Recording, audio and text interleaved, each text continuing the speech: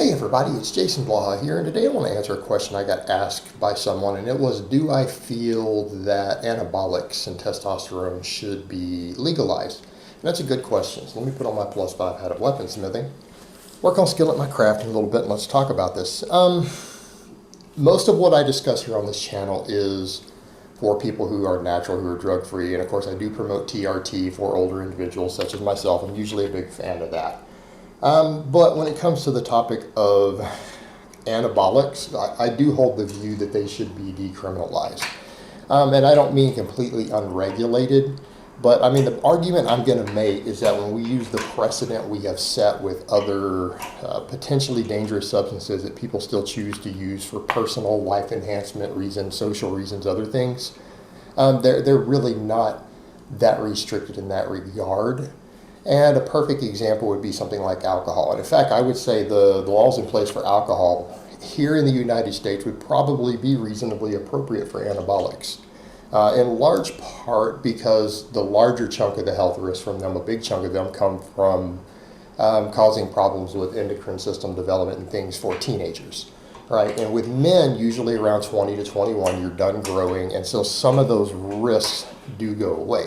Am I completely against teenagers getting their hands on anabolics? Absolutely, absolutely. You know, people say, well, if they were more legally available, they would get their hands on them easier. Well, not necessarily. They can already get them right now. That is literally like saying if we made weed legal, then more teenagers would get access to weed. You see the problem with that? Every teenager who wants weed gets weed. Right now in the United States, anyone who wants anabolics can get anabolics. The problem is that they are, how do we put this? A big chunk of the health risks come from the black market stuff that people are manufacturing themselves. And that's a big part of the problem. And it's not like we're dealing with a substance that actually does cause real social problems. The whole roid rage thing. If you guys remember that whole, what was it, after school special, and I can't remember, was it Ben Affleck was in it? I think that's who it was. That after school special where the guy went crazy and beat his girlfriend up and slammed his own shoulder into the wall over and over and over until he hurt himself. And that's not reality, guys. There's plenty of street drugs that happens on. That's not really what happens with testosterone, guys. It really isn't. That's total myth. That's, again, propaganda. That's not the reality of it. It's not to say they can't cause some issues and some people should avoid them. But, you know, when we start looking at the social harm that things like alcohol can cause, it's actually a greater risk.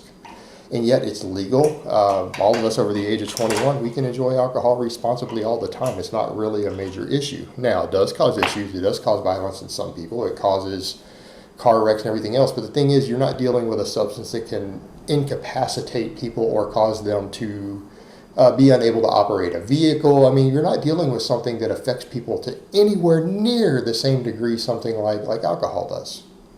And now before people bring up something like the whole marijuana thing, I'm actually pro-legalization of it. That's even though I'm very conservative politically, I do hold a free the weed stance. I just don't think it should be illegal in the way that it is, and again, that's a whole different topic. That's something I've done, I think, on my other channel, discussed in great detail as far as what we could do with the tax revenue and everything. That's a separate topic. But the whole point is that I don't think the fact that it's been made illegal in certain states has necessarily made it more readily available. But we come back to the point of the anabolics. The biggest risk of harm comes from the fact that they are unregulated. Meaning you're dealing with something that has not been created in a pharmaceutical safe environment. Things get misdosed, mislabeled, they're unsterile, they're dirty, they're contaminated, you don't always know what you're getting. The problem we have is that the black market itself has created at least 50% of the health risk of these substances that wouldn't have them if they were more readily available. And they used to be, and people need to remember that. You go back and you look at all these older things out there, like the whole pumping iron and Arnold Schwarzenegger, they weren't illegal back then.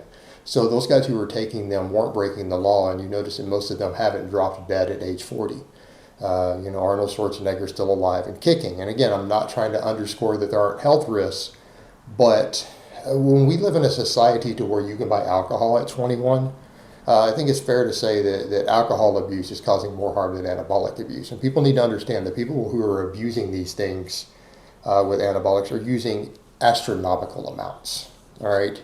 They're not just using a little bit. Like you see these pro bodybuilders, some of these guys are spending thousands of dollars a month on what they're using. I mean, and any substance becomes dangerous at that point. I mean, if you were ingesting $3,000 worth of alcohol every month, you're probably going to suffer some health risks for it. There's a little bit of difference there. And just because something becomes more readily available and from pharmaceutical companies, I can assure you the cost isn't going to go down.